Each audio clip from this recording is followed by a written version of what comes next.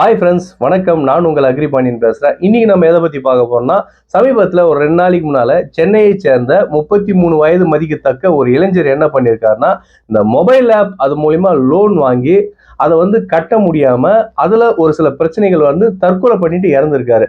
So இது போன்ற mobile ஆப்புகள் எப்படி பயன்படுத்தப்படுது லோனுக்காக, இந்த மொபைல் ஆப் மூலிமா எப்படி லோன் வாங்குறாங்க, அதனால என்னென்ன பிரச்சனை வருது, இதுக்கு தீர்வு என்ன, அதை பத்தின ஒரு சின்ன வீடியோ தான் நாம இப்ப பார்க்க போறோம். சென்னையில ஒரு தனியார் கம்பெனில வேலை செஞ்சுட்டு வர ஒரு 33 வயது மதிக்கத்தக்க இளைஞர் இன்னும் திருமணம் ஆகல.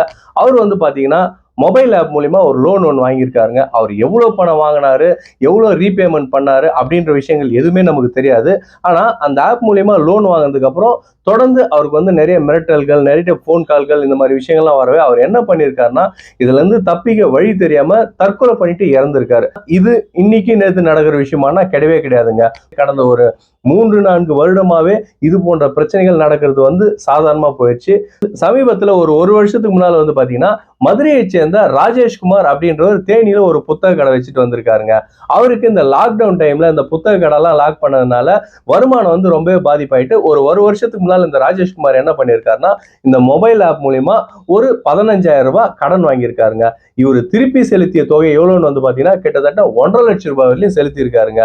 அந்த 1,50,000 லட்சம் வந்து அவங்க எப்படி வாங்கியிருக்காங்கன்னா, நீ வந்து நேரம் தவறி கட்டியிருக்க, ஸோ உனக்கு பெனால்ட்டி 5,000, பெனால்ட்டி 10,000 அப்படின்னு சொல்லியிருக்காங்க. ஒரு கட்டத்துக்கு மேல இந்த ராஜேஷ்குமார் என்ன கேட்டிருக்காரு, நீ வந்து என்ன ரொம்ப மிரட்டி பணம் வாங்குற, என்னால இந்த பணத்தை கட்ட முடியாதுன்னு சொல்லுவேன். அவன் என்ன பண்ணியிருக்கான், நீ பணத்தை கட்டலனா உன்னோட போட்டோ இருக்குது இல்லையா, அதை மார்பிங் பண்ணி உன்னை வந்து நிர்வாணமாகவும், உன்னை வந்து நியூடாகவும் உன்னோட குரூப்ல வந்து ஷேர் பண்ணிடுவோம், உன் கான்டாக்ட்ஸ்ல யார் யார் இருக்காங்களோ அவங்களுக்கெல்லாம் அனுப்புவோம் அப்படின்னு வந்து த்ரெட்டனிங் பண்றாங்க. ஸோ இதை பார்த்து பயந்த அவர் ராஜேஷ்குமார் என்ன பண்ணியிருக்காரு, ஒரு கட்டத்துக்கு மேல சைபர் கிரைம்ல போய் கம்ப்ளைண்ட் கொடுத்திருக்காரு. சைபர் கிரைம் என்ன பண்ணியிருக்காருன்னா, இவர் கொடுத்த கம்ப்ளைண்ட்டை வாங்கிட்டு இவர் பணம் கட்டினதெல்லாம் எந்த அக்கௌண்ட் நம்பருக்கு போயிருக்கு அப்படின்னு பார்த்திருக்காங்க. ஸோ அந்த அக்கௌண்ட் நம்பர் வந்து பாத்தீங்கன்னா பூனேவில் இருக்கக்கூடிய ஒரு பேங்க் அக்கௌண்ட்ல இருக்குதுங்க. அதாவது இவர் பணத்தை செலுத்தியிருக்காரு பாத்தீங்கன்னா, அந்த அக்கௌண்ட் நம்பர்ல இருந்து இவர் கட்டக்கூடிய பணம் வந்து பாத்தீங்கன்னா வேற ஒரு 7 அக்கௌண்ட் நம்பருக்கு வந்து டிவைட் ஆயிருக்கு. அதாவது அந்த ஒரு அக்கௌண்ட்லயே அது இருக்காது, டக்குன்னு அடுத்த 1 மணி நேரத்துக்குள்ள வேற அக்கௌண்ட்டுக்கு வந்து ஸ்பிளிட் ஆகுது. இதையும் வந்து அவங்க கண்டுபிடிச்சிருக்காங்க. சரி, பூனேவில் போயிட்டு அந்த அக்கௌண்ட்ல இருக்கக்கூடியவங்க யாருன்னு வந்து பாத்தீங்கன்னா பிரபுலால் அப்படின்னு ஒருத்தர் பேர்ல வந்து அந்த அக்கௌண்ட் இருக்கு. அந்த பிரபுலால் என்றவர் யாருன்னு வந்து பாத்தீங்கன்னா ஒரு கூலி தொழிலாளி. அவருக்கும் இந்த அக்கௌண்ட்டுக்கும் சம்பந்தம் இல்லை. அவருக்கும் இந்த ஸ்கேமுக்கும், அதாவது இந்த லோன் ஆப், திருட்டு லோன் ஆப்புக்கும் அவருக்கும் சம்பந்தம் இல்லை. அப்ப இதை செஞ்சவங்க யாருன்னு வந்து பாத்தீங்கன்னா அவரோட தெருவை சேர்ந்த வேற ஒருத்தர் 4 பேர் டீமா உட்காந்து இந்த மொபைல் ஆப் லோன் மூலியமா அவருடைய போட்டோ வச்சு ஸ்கேம் பண்ணி திருடி இருக்காங்க. இந்த ஆப் அவங்க உருவாக்கி 3 மாத காலங்கள்ல கிட்டத்தட்ட 18 கோடி சம்பாதிச்சிருக்கிறாங்க. இந்த மாதிரி மிரட்டி ஸோ ஒண்ணுமே இல்லைங்க, ஒரு 5,000 ரூபாய் ஒருத்தனுக்கு கையில கொடுத்துட்டு கிட்டத்தட்ட ஒரே ஆளுகிட்ட 1,50,000 லட்சம் சம்பாதிச்சிருக்காங்கன்னா, இந்தியா முழுவதும் அவங்க எத்தனை பேர்கிட்ட இந்த மாதிரி ஏமாத்தி, எத்தனை பேரை மிரட்டி இந்த 18 கோடி சம்பாதிச்சிருப்பாங்கன்னு யோசிச்சு பாருங்க. ரிசர்வ் பேங்க் ஆஃப் இந்தியாவும் சரி, சிபியும் சரி, இந்த மாதிரி மொபைல் ஆப் மூலியமா வரக்கூடிய லோனுக்கு வந்து பாத்தீங்கன்னா என்னைக்குமே வந்து அனுமதி கொடுக்கறது கிடையாது. அதாவது ஒன்லி பேங்க் செக்டார் மூலியமா வரக்கூடிய மொபைல்ல இருக்கக்கூடிய ஆப்புக்கு வந்து பாத்தீங்கன்னா அனுமதி கொடுக்குறாங்க. அதை தவிர்த்து இந்த மாதிரி தனிப்பட்ட முறையில இந்த XYZ, அதாவது அன்ஆத்தரைஸ்டு நேம்ல இருக்கக்கூடிய ஆப்புகள்லாம் வந்து பாத்தீங்கன்னா ரிசர்வ் பேங்க் ஆஃப் இந்தியாவும் சிபியும் வந்து அனுமதி கொடுக்கறது கிடையாது. நம்ம இந்த மாதிரி தனியார் மொபைல் லோன் ஆப்ல வந்து நம்ம மாட்டிக்கிட்டோம், லோனும் வாங்கிட்டோம், அடுத்து என்ன பண்றது, நான் வந்து ஒரு 5,000 ரூபாய் வாங்கிட்டேன், ஆனா அந்த 5,000 ரூபாய் கட்டிட்டேன், ஆனாலும் அவன் எனக்கு போன் பண்ணி மிரட்டுறான், இன்னும் 10,000 கட்டுங்க அப்படின்னு. அந்த மாதிரி சூழ்நிலை நம்ம என்ன பண்ணா, லோன் ஆப் மூலியமா லோன் வாங்கிட்டோம்னா அதுல இருந்து நம்மள கால் பண்றவங்க, மிரட்டுறவங்க போன் கால் மூலியமா கண்டிப்பா 90% பண்ண மாட்டாங்க. அவங்க எது மூலியமா பண்ணுவாங்கன்னா வாட்ஸ்அப் கால் மூலியமா தாங்க பண்ணுவாங்க.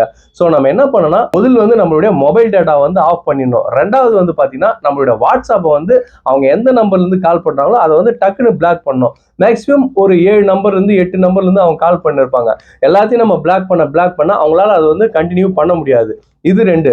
மூணாவது வந்து பாத்தீங்கன்னா இந்த மொபைல் லோன் ஆப் மூலியமா நாம தெரிஞ்சுக்கிறது, இதுல வந்து அவங்க பணத்தை வந்து மூலதனமா போடல, நம்மளோட பயத்தை தான் வந்து மூலதனமா போடுறாங்க. அப்ப நம்ம என்ன பண்ணணும், இந்த மாதிரி மொபைல் லோன் ஆப் மூலியமா நம்ம பணம் லோன் வாங்கிட்டோம்னா நம்ம முதல் வந்து இந்த மாதிரி மிரட்டல் கால் வர்றப்போ, இல்ல உங்களுடைய போட்டோ வந்து நான் நியூடா ஷேர் பண்ணிடுவேன், நிர்வாணமா வந்து குரூப்ல போட்டுருவேன், உன்னோட கான்டாக்ட்ல இருக்கிறவங்க எல்லாம் தெரியப்படுத்தும் அப்படின்னு சொல்றப்ப முதல் வந்து நம்ம தைரியமா இருக்கணும், பயப்படக்கூடாது. ஸோ நம்மளுடைய பயம்தான் வந்து அவங்களுக்கு பலவீனம். அதையும் மீறி இந்த மாதிரி பிரச்சனைகள், போன் கால் பிரச்சனை வருதுன்னா நாம செய்ய வேண்டியது காவல்துறைக்கு சைபர் கிரைம்ல வந்து கம்ப்ளைண்ட் பண்ணோம். ஸோ நீங்க கேட்கலாம், இந்த மாதிரி மொபைல் லோன் ஆப் எல்லாம் எப்படி கவர்மெண்ட் அலோவ் பண்றாங்க, அரசாங்கம் இதுக்கு நடவடிக்கை எடுக்கணும் இல்லையா அப்படின்னு. மொபைல் ஆப் வந்து பாத்தீங்கன்னா நாளுக்கு நாள் டெக்னாலஜி எவ்வளவுக்கு எவ்வளவு டெவலப் ஆகுதோ அதே போல அதுக்கேற்ற மாதிரி திருட்டும் ஸ்கேமும் வந்து பாத்தீங்கன்னா அதிகமாகுதுன்னு தாங்க நம்ம சொல்ல முடியும். இதை கண்டுபிடிச்சு நடவடிக்கை எடுக்கணும் அப்படின்றது வந்து பாத்தீங்கன்னா ஒரு லாங் ப்ராசஸ். அதுக்கும் கொஞ்சம் டைம் வேணும் இல்லைங்களா? கண்டிப்பா அரசாங்கம் வந்து இது வரைக்கும் நடவடிக்கை எடுத்துக்கிட்டு தான் இருக்கு. யார் யாரெல்லாம் சைபர் கிரைம்ல இதுக்கு வந்து இந்த மாதிரி என்ன மிரட்டுறாங்க அப்படின்னு கம்ப்ளைண்ட் கொடுக்குறாங்களோ அவங்கள ட்ரேஸ் பண்ணி நடவடிக்கை எடுத்துட்டு இருக்கிறாங்க. சொல்லாம நிறைய பேர் பயந்து நிறைய பணத்தை வந்து இழந்திருக்காங்க, தன்னுடைய மானத்தையும் வந்து இழந்திருக்காங்க. ஸோ இந்த மாதிரி பிரச்சனைக்கு அரசாங்கம் நடவடிக்கை எடுக்குது. ஆனா ஆண்ட்ராய்டு மொபைல் இருக்கக்கூடிய அந்த டெக்னாலஜி வந்து பாத்தீங்கன்னா கவர்மெண்ட்டே அவங்களை ட்ரேஸ் பண்ண முடியாத அளவுக்கு ஸ்பீடா இருக்கிறதுனால இதுல வந்து அரசாங்கத்தினாலே துரிதமா நடவடிக்கை எடுக்க முடியாம போயிடுது. இருந்தாலும் இப்ப இருக்கக்கூடிய சூழ்நிலையில கவர்மெண்ட்டும் வந்து பாத்தீங்கன்னா ஒரு சில டெக்னாலஜியை வச்சு இந்த மாதிரி ஸ்கேம் பண்ணக்கூடிய மொபைல் லோன் ஆப் வந்து தடை செஞ்சுட்டு தான் வராங்க, தடை செஞ்சும் இருக்காங்க. நாம மக்கள் வந்து பாத்தீங்கன்னா கொஞ்சம் முன்னெச்சரிக்கையா இருக்க வேண்டும். இந்த மாதிரி பிரச்சனையை தரக்கூடிய லோன் ஆப்ல எல்லாம் மாட்டாம நாம கொஞ்சம் புத்திசாலித்தனமா இருந்தோம்னு வச்சுங்களேன், அதுதான் வந்து பாத்தீங்கன்னா நம்மளை காப்பாத்துமே தவிர வெறுமனே அரசாங்கத்தை மட்டுமே குறை கூறிட்டு இருக்கிறதுல எந்தவித பிரயோஜனமும் இல்லை.